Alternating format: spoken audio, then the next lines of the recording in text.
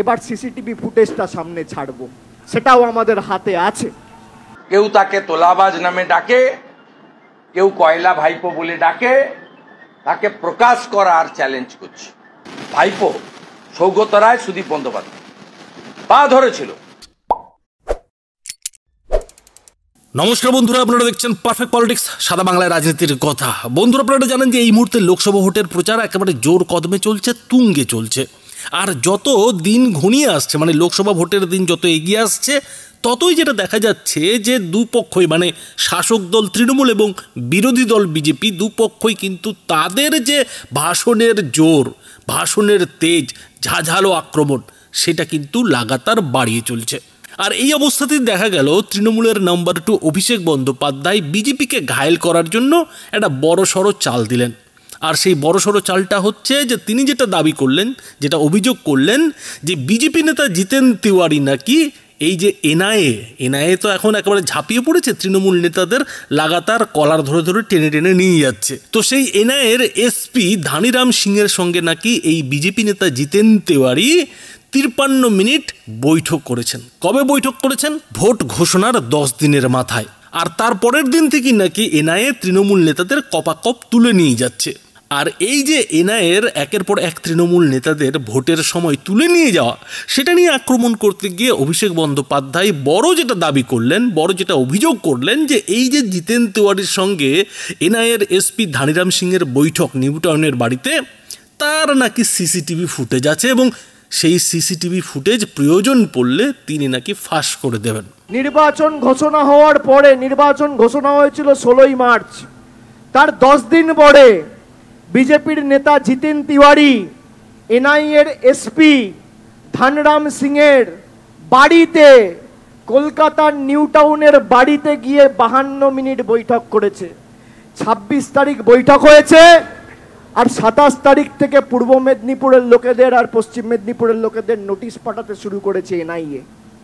উনি বলেছেন যে আমাদের বিরুদ্ধে মিথ্যে মামলা করবেন। আমি বললাম নোটিশটা তাড়াতাড়ি পাঠান, তার কারণ নোটিশটা পাঠালে এবার সিসিটিভি ফুটেজটা সামনে ছাড়বো, সেটাও আমাদের হাতে আছে। উনার কাছে নাকি সিসিটিভি ফুটেজ আছে। আমি এসপি এনআইএর সঙ্গে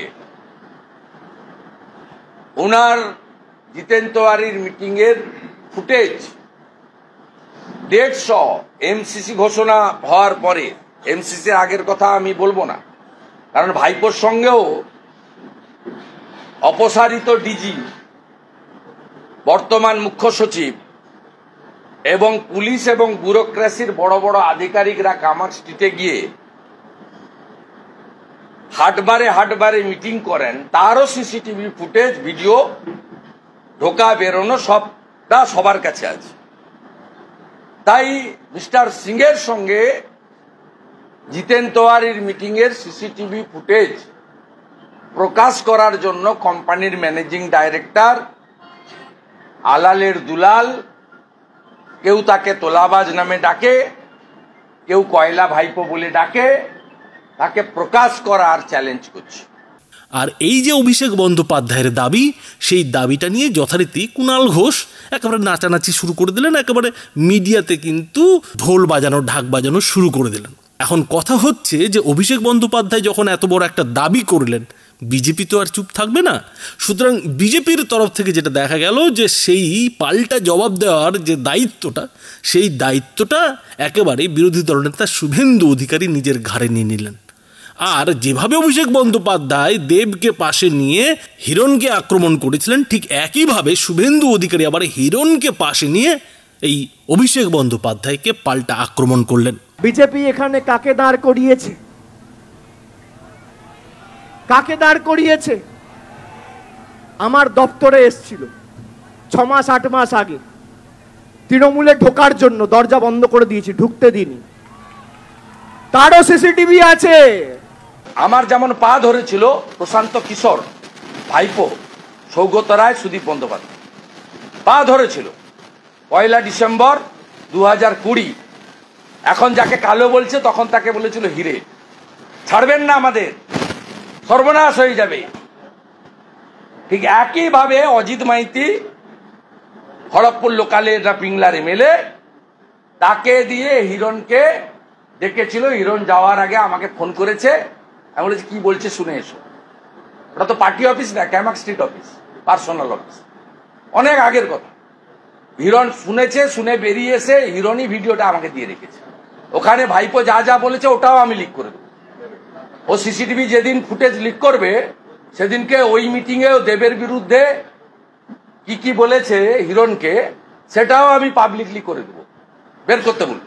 আর এই যে অভিষেক বন্দ্যোপাধ্যায়ের সঙ্গে শুভেন্দু অধিকারীর তর্কযুদ্ধ, সিসিটিভি ফুটেজ ফাঁস করার চ্যালেঞ্জ, সেই নিয়ে তর্কাতর্কিতে যেটা দেখা গেল যে অভিষেক বন্দ্যোপাধ্যায়ের সম্পর্কে একটা বড় তথ্য ফাঁস করে দিলেন শুভেন্দু অধিকারী। শুভেন্দু অধিকারী এমন একটা কথা বলে দিলেন যেটা অভিষেক বন্দ্যোপাধ্যায়ের মান সম্মানের কারণ হয়ে গেল। শুভেন্দু অধিকারী এমন একটা দাবি করলেন যে দাবিতে বলতে গেলে অভিষেক বন্দ্যোপাধ্যায় যে ইটটা বিজেপির দিকে ছুঁড়েছিলেন তার বদলে বিজেপির হয়ে শুভেন্দু অধিকারী কিন্তু এই অভিষেক বন্দ্যোপাধ্যায়কে পাটকেলটা ছুঁড়ে দিলেন। আর এই পাটকেল ছুঁড়তে গিয়ে যেটা দেখা গেল যে দাবিটা শুভেন্দু অধিকারী করলেন যে অভিষেক বন্দ্যোপাধ্যায়, প্রশান্ত কিশোর, সৌগত রায়রা নাকি শুভেন্দু অধিকারীর বিজেপিতে যোগ দেওয়ার আগে রীতিমতো পা ধরেছিল, রীতিমতো পা ধরে কাকুতি মিনতি করেছিল যে আপনি যাবেন না, আপনি হচ্ছেন হিরে, আপনি তৃণমূলেই থাকুন। এমনটাই কিন্তু দাবি করতে দেখা গেল শুভেন্দু অধিকারীকে। শুভেন্দু অধিকারী কিন্তু তাকে রীতিমতো পায়ে ফেলে দিলেন, পা ধরার কথা কিন্তু বলে দিলেন।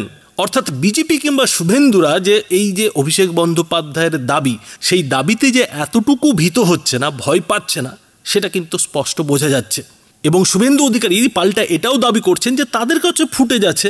কি ফুটেজ আছে না, এই যে রাজ্যের ডিজি, যিনি কিনা এখন আপাতত অপসারিত, রাজীব কুমার, তার সঙ্গে ভোট ঘোষণা হওয়ার পরেও কিভাবে হাটবারে গিয়ে অভিষেক বন্দ্যোপাধ্যায় নানা বৈঠক করেন, সেই সিসিটিভি ফুটেজও রয়েছে। এবং এই যে হিরণ কিংবা জিতেন তিওয়ারির বৈঠকের সিসিটিভি ফুটেজ, সেই সিসিটিভি ফুটেজ ফাঁস করার চ্যালেঞ্জ ছুড়ে দিয়ে শুভেন্দু অধিকারী কিন্তু জানিয়ে দিলেন যে সিসিটিভি ফুটেজ ফাঁস করার যদি লড়াই শুরু হয় তাহলে কিন্তু বিজেপির কাছেও অনেক হাতিয়ার রয়েছে। বন্ধুরা, নিশ্চয়ই আপনাদের মনে আছে ঠিক একই জিনিসটা কিন্তু 2021-এর যে বিধানসভা ভোট, সেই বিধানসভা ভোটের সময় দেখা গিয়েছিল যে দুপক্ষই কিন্তু একেবারে একে অপরের কল রেকর্ড, ফোনের যে কল রেকর্ড, সেই কল রেকর্ড ফাঁস করা শুরু করেছিল। একদিন তৃণমূল ফাঁস করছিল, তারপরের দিনই দেখা যাচ্ছিল যে বিজেপি কিন্তু সেই ফোন রেকর্ড কিন্তু ফাঁস করে দিচ্ছিল। আর সেই যে ফোন রেকর্ড, ফোনের কল রেকর্ড ফাঁস করার লড়াই, সেই লড়াইটা কিন্তু 2021-এর বিধানসভা ভোটে বেশ ভালোই চলেছিল। আর এবার লোকসভা ভোটের আগে যেটা দেখা যাচ্ছে যে দুপক্ষই এবার আর ওই ফোন টোন নয়, কল রেকর্ড ফেকর্ড নয়, এবার রীতিমতো সিসিটিভি ফুটেজ ফাঁস করার হুঁশিয়ারি দিয়ে বসে আছে। বন্ধুরা, রাজনৈতিক বিশ্লেষকদের মতে আসলে অভিষেক বন্দ্যোপাধ্যায়রা কোথাও না কোথাও এই ভোটের মুখে মানুষের একটা সহানুভূতি পাওয়ার চেষ্টা করছেন। এই যে ইডি, সিবিআই, এনআইএ সমস্ত কিছুকে সামনে রেখে, সমস্ত কিছুর যে একের পর এক তৃণমূল নেতাদের তুলে নিয়ে যাওয়া, সেটাকে সামনে রেখে মানুষের সহানুভূতিটাকে আদায় করে ভোটের এই যে বাজার, সেই বাজারটা কিন্তু গরম করতে চাইছেন, ভোটে কিন্তু জিততে চাইছেন। আর সেই কারণেই অভিষেক বন্দ্যোপাধ্যায় গরম গরম এমন কিছু উদাহরণ মানুষের সামনে রাখছেন যাতে মানুষ সেই কথাগুলো বিশ্বাস করে। আর সেই কারণেই তিনি কিন্তু জিতেন তিওয়ারির সঙ্গে এই যে এনআইএর এসপির বৈঠকের প্রসঙ্গ, সেই প্রসঙ্গ কিংবা তার সিসিটিভি ফুটেজের প্রসঙ্গ কিন্তু তুলছেন। কিন্তু এইখানে যেটা প্রশ্ন উঠছে যে অভিষেক বন্দ্যোপাধ্যায় একটা কথা বলছেন এবং তার প্রমাণ হিসেবে তথ্য প্রমাণ দিতে গিয়ে আবার সিসিটিভি ফুটেজের কথা বলছেন, তাহলে এর মানে কোথাও কি অভিষেক বন্দ্যোপাধ্যায়ের মনে হচ্ছে যে মানুষ শুধু শুধু তাদের কথা, মানে অভিষেক বন্দ্যোপাধ্যায় কিংবা মমতা বন্দ্যোপাধ্যায়দের কথা বিশ্বাস করছে না? কোনো সাংবাদিক বৈঠকে কিন্তু বলছেন না কিংবা বিজেপির হুঁশিয়ারির পরে এইসব চ্যালেঞ্জ দিচ্ছেন না, তিনি একটা দাবি করছেন আর সেই দাবির সঙ্গে সঙ্গেই একটা প্রমাণ হিসেবে সিসিটিভি ফুটেজের কথা বলছেন। আর এই জায়গাটাতেই কোথাও যেন প্রশ্ন উঠছে, তাহলে অভিষেক বন্দ্যোপাধ্যায়রা এই যে এনআইএ কিংবা ইডি কিংবা সিবিআই যে দাবিগুলো জনসভাগুলোতে করছেন, মানুষের কাছে করছেন, সেইটা কি মানুষ বিশ্বাস করতে চাইছে না? বিশ্বাস করতে চাইছে না বলেই কি অভিষেক বন্দ্যোপাধ্যায় আগ বাড়িয়ে সিসিটিভি ফুটেজের কথা বলছেন? এই প্রশ্নটা কিন্তু উঠছে। এখন শুভেন্দু অধিকারীর এই হুঁশিয়ারির পর অভিষেক বন্দ্যোপাধ্যায়ের সেই বুকের পাটা কিংবা সাহস আছে যে তিনি এই জিতেন তিওয়ারির যে সিসিটিভি ফুটেজের কথা বলছেন, সেই সিসিটিভি ফুটেজ প্রকাশ্যে আনবেন? বন্ধুরা, এই বিষয়ে আপনাদের মতামত কি তা অবশ্যই এই ভিডিওটি নিচে কমেন্ট বক্সে লিখে জানাবেন। ধন্যবাদ।